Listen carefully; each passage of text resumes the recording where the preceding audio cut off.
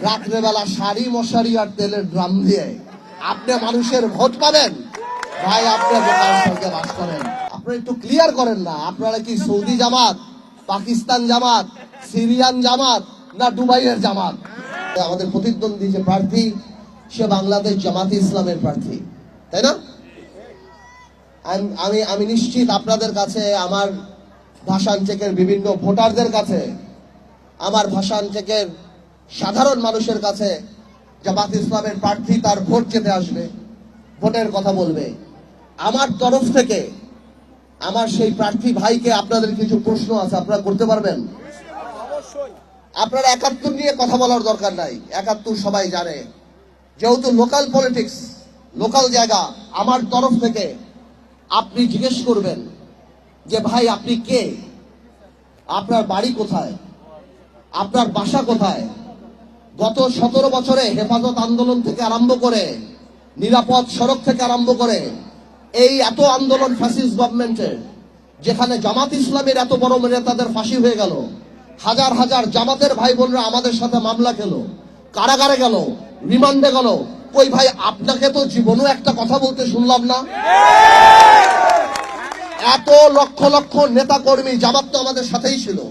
আমি পার্থ যখন 2018-তে জামাতের সাথে এক হয়ে এই আসনে নির্বাচন করলাম, আমার জামাতের ভাইরা, আমার বিএনপির ভাইরা, আমার বিজেপির ভাইরা যখন রাস্তায় রাস্তায় বাড়িতে বাড়িতে ঘুরে, আপনি কোথায় ছিলেন ভাই? আপনাকে তো একদিন দেখলাম না। পার্থ ভাই আপনার কিছু লাগবে কিনা আমি আপনার পাশে দাঁড়াই। এই বাংলাদেশে আমাদের ম্যাডামের উপরে যত অত্যাচার, আপনাদের নেতাদের, জামাতের যে সিনিয়র বড় বড় নেতাদের ফাঁসি হয়ে গেল, জামাতের কত লক্ষ লক্ষ নেতা কর্মীকে মারা হলো, বা হাজার হাজার নেতা কর্মীকে গুম খুন করা হলো, কোথায় ভাই? আপনাকে তো কোনোদিন দেখলাম না। জাতীয় গুরুত্বপূর্ণ ইস্যু থেকে আরম্ভ করে জিনিসপত্রের দাম, শেয়ার মার্কেট, নিরাপদ সড়ক, হেফাজত ইসলাম, এই জুলাই আন্দোলন, কোথাও তো শুনলাম না ভাই আপনি ফেসবুকে একটা স্ট্যাটাস দিয়ে কোনোদিন কারো প্রতিবাদ করছেন। আজকে আপনি মনে করেন রাত্রেবেলা শাড়ি মশারি আর তেলের ড্রাম দিয়ে আপনি মানুষের ভোট পাবেন? ভাই আপনি বোকার সঙ্গে বাস করেন। আপনারা আমার তরফ থেকে এই প্রশ্নগুলি আমার ভাষণ টেকের মা বোন সহ সবার কাছে পৌঁছে দিয়েন। যেই লোক 17 বছর নিজের দলের নির্যাতিত নেতা কর্মীর পাশে দাঁড়ায় নাই, তাদের পক্ষে কথা বলে নাই, আপনারা মনে করেন আগামী 5 বছর আপনাদের ব্যাপারে কথা বলবে? আরেকটা কথাও জিজ্ঞেস করতে চাই ভাই, আপনারা যদি ক্ষমতায় আসেন, আল্লাহ না করুক, যদি আসেন, তাহলে বলেন এই দেশে কি 16ই ডিসেম্বর হবে? এই দেশে কি পহেলা বৈশাখ হবে?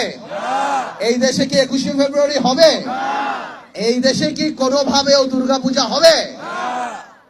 আপনারা একটু ক্লিয়ার করেন না, আপনারা কি সৌদি জামাত, পাকিস্তান জামাত, সিরিয়ান জামাত না দুবাইয়ের জামাত? আমরা জানতে চাই, আমাদের মা বোনেরা যে বিকাল বেলায় হাঁটে, আমাদের যে সামাজিক কিছু টলারেন্স আছে, সহ্য ক্ষমতা, পাশের বাড়িতে গান বাজতেছে, একটা হলুদের অনুষ্ঠান, একটা এই একটা সেই, সেসব সামাজিক জিনিসপত্র কি আমরা করতে পারবো? এইগুলি একটু ভোটারদের জিজ্ঞেস করেন, যে এই প্রশ্নগুলি বিবেচনা করার পর আপনি ঠিক করেন আপনি কাকে ভোট দিবেন। জান্নাতের টিকিট বেচার দিন শেষ। তরুণদের বাংলাদেশ, আবেগ নয় বিবেক দিয়েই আমরা নেতা নির্বাচিত করব। সবাই ভালো থাকেন, আল্লাহ হাফেজ।